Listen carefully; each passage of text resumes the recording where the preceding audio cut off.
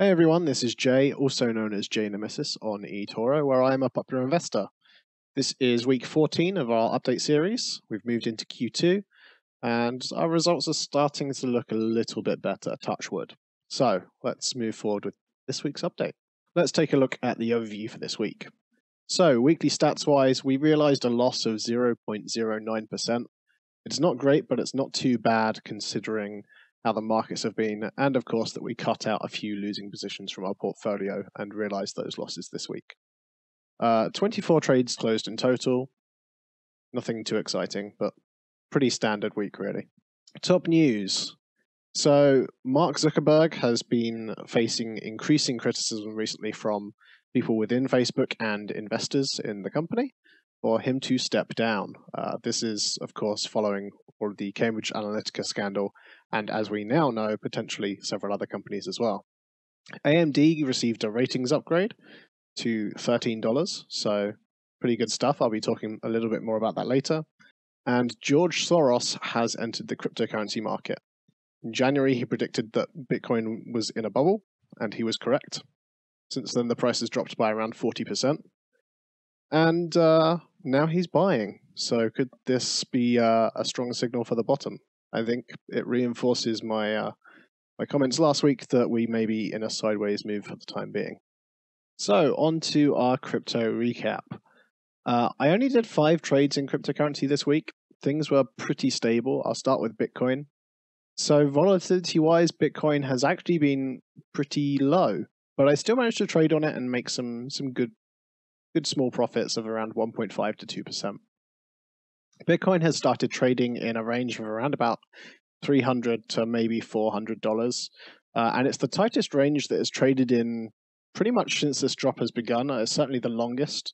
So it's looking really good that we've kind of potentially found the bottom of this market now, and we should, I think, see a little bit more consolidation before we hopefully begin to see the price move up a little bit. Last time this happened was before the big rally up to $20,000. And with the comments from George Soros recently, as I mentioned earlier, it seems likely that we may have found the bottom for Bitcoin. So this is obviously good news for the remaining trades that we have open on Bitcoin. Bitcoin Cash, I did a quick short for 1.6% profit.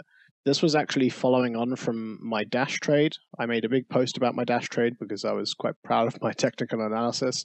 And it turns out that I was correct with my call. Unfortunately, Dash moved against me for the first hour or so of my trade, and honestly, I got cold feet.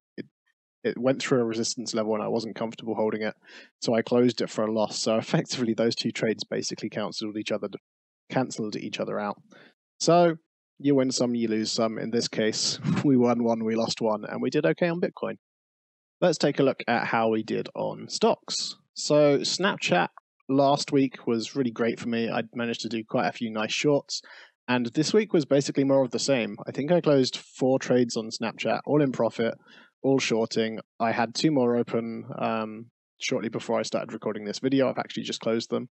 And it seems like a pretty easy thing for me to trade at the moment. I'm really kind of in the flow with it. So hopefully I can continue doing this for a while longer. It's certainly one of my most successful stocks that I'm trading at the moment. And it's really nice to have something that is primarily short trades because I'm very bearish on Snapchat. And since the markets are quite bearish at the moment as well, it's nice to have that balance with some of my long trades. SolarEdge has been outperforming pretty much every stock that I myself trade over the past month or so, and it's really proven very resilient against these drops. In fact, during a couple of the drops this week and last week, SolarEdge was finding new highs, and that seems to be continuing at the moment. I have slightly lower exposure to it at the moment since I took profit when it was hitting some of those highs, and I also took some profit to protect against potential further drops in the market. But I am going to be re-exploring SolarEdge and taking another look through some of their old earnings calls and some of the news, some of the products that they've got in the pipeline, and deciding if I want to make it a bigger part of my portfolio overall as we go forward. Something more similar to what I do with AMD, where I have a lot of positions open for long term and I kind of cycle through and trade it at the same time. So, yeah, pretty bullish on Solar Edge. It looks like they've got a good year ahead of them, very similar to First Solar, actually. And hopefully we can make some good money out of them. Speaking of AMD, AMD finally had a little bit of good news in that it got a ratings upgrade from Stifel, or Stifel, I don't know how you pronounce it, sorry. They upgraded it to $13, so that's their price target. They were on a hold, they're now on a buy. They think that AMD under $10 is far too cheap, and they actually cited the market's concerns over cryptocurrency as a reason why potentially AMD has seen a slightly sharper drop than some of the other stocks. They think that Epic, similar to me, they think that Epic is going to be a catalyst for AMD moving up. So we'll see how it goes, but I would certainly be very happy to see AMD back up at the $13 kind of level. Tesla had a bit of a rally this week, so I took profit on one of my positions there.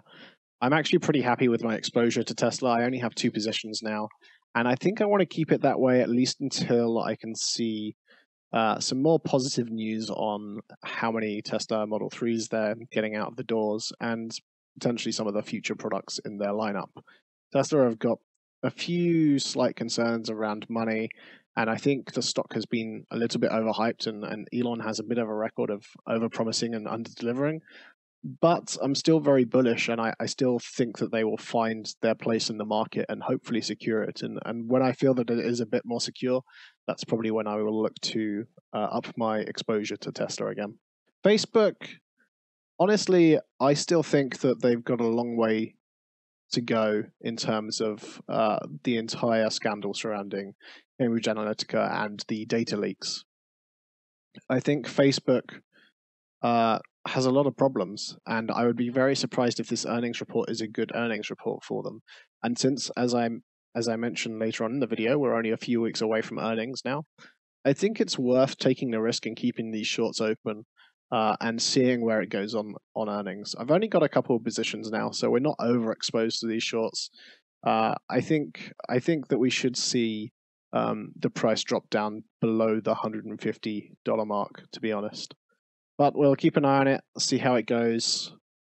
This one could come back and hurt us a little bit, but I think it's worth the risk. I think the reward potential is certainly there for this, and the fundamentals really do stack up on it. You know, Facebook announced last quarter that they lost users for the first time in America, so it's not all rosy at Facebook at the moment, and I'm keen to see if they can really survive this earnings report.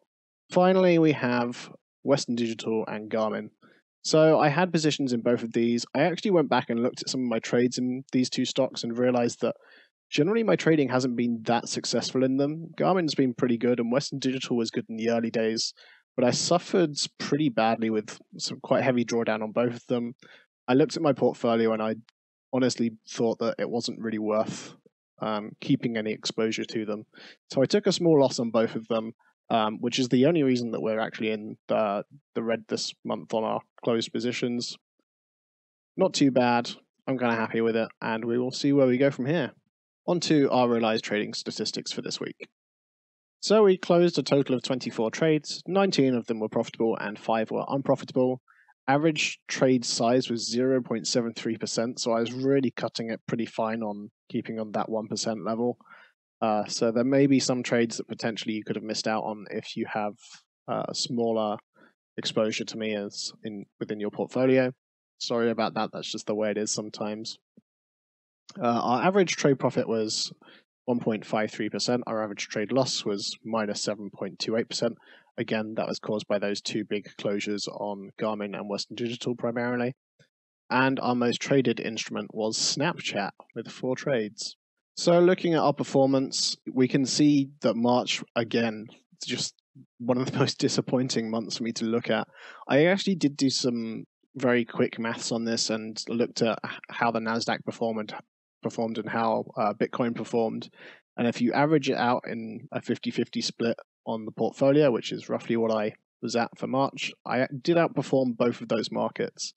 So it's, it's not great, and it's certainly not where I wanted to be, but I guess March is over now. We're into April, and I've just got to focus on trying to turn this account around. So currently we are at minus 0.39%. in April, but Bitcoin is actually reasonably drawn down at the point that I took this snapshot. So we will see where it ends up in a few weeks' time, but hopefully April we will turn green and finally start on the road to recovery.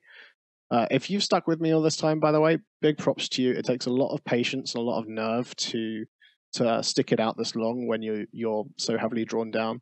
But you have to really consider, like, if you were looking at me fresh or even looking at a stock and you saw it this drawn down, it's normally when you look to invest. So taking your money out now probably wouldn't be the best plan. Not that I'm telling you that you shouldn't, but just saying that I think it's important to really kind of look at how you've handled it emotionally during this roller coaster, the same way that I have to do. And I just wanted to say congrats to those of you that stuck it out, especially if you joined late December, early January. You've had a pretty tough ride, especially if you copied open positions. But I'm confident that we can recover this and that we will be back in the green by the end of this year. Okay, so as we look out onto the horizon and into the future, what's coming up? Well, we're still hodling our cryptocurrencies. I don't want to take on any more red trades. I'm pretty happy to hodl our way through this now, as I'm pretty confident that we are at the bottom of the market, and I obviously don't want to sell anything at the bottom of the market. I do think there's sideways movement for the foreseeable future, for like the next 2, maybe even 3 weeks in cryptocurrency before we really start to see a move upwards. So expect reasonably low trading volume from me in those assets. Earnings reports are coming up as well for many of our stocks. I believe AMD is coming up on the 1st of May or somewhere around then. I need to double check. And of course, Facebook, as I mentioned, we're holding out for that one. The main concern, I think, or the main thing that I'm thinking when I'm looking at earnings reports is making sure that we are not in any risky positions with some of our stocks. So obviously, holding through an earnings report for something like Microsoft is never really that risky because they're a pretty consistent company. But companies such as Snapchat, which I've been shorting heavily, can be very volatile and we can see some big jumps up and down. So I want to try and avoid those in that stock specifically, and potentially a few others. So I'll be shuffling stocks around a little bit just to prepare for the earnings reports as they approach over the coming few weeks. The final piece of news, I guess, that should be happening soon is that I am going to be releasing a statistics article. So this has been worked on by myself and Jesse for, maybe a few days. And basically the purpose of this is really to give you some sort of benchmark and comparisons when you're thinking about how I'm performing when compared to other investments in the same industries, basically. So in this article, we take a look at how I'm performing when compared with the NASDAQ and with the S&P and with the crypto markets, and also with the same ratio that I have invested. So again, my portfolio is primarily focused on a 50-50 split between tech stocks and cryptocurrency. So that's how we measure it. I'm also releasing the spreadsheet. So if you guys want to dig in and actually do your own research and come up with your own statistics, feel free. I'm actually pretty excited to see what you guys come up with. That's pretty much it, really. That should be out tomorrow, so keep an eye for it. It won't be on eToro because it's got a bunch of charts and it's way over 5,000 characters. So you'll have to head to my website if you want to see it, but I will link to it on my profile. That just about rounds it up for this week. So thanks for watching, everyone. If you want to check out last week's video, you can do so on my YouTube, of course. We also have last week's stored on my website if you want to see the written version. And of course, we will be doing that going into the future. Please leave your comments, your feedback. It's really important for me to see how you guys are responding to these videos and if it's the kind of information you want to hear from me and if you find it useful. So again, if you like it, please like it on YouTube. It will allow other people to maybe find it a bit more easily and put it in their list of things if they're subscribed to me. That's it for this week. Thanks for watching again, guys, and I will see you next week.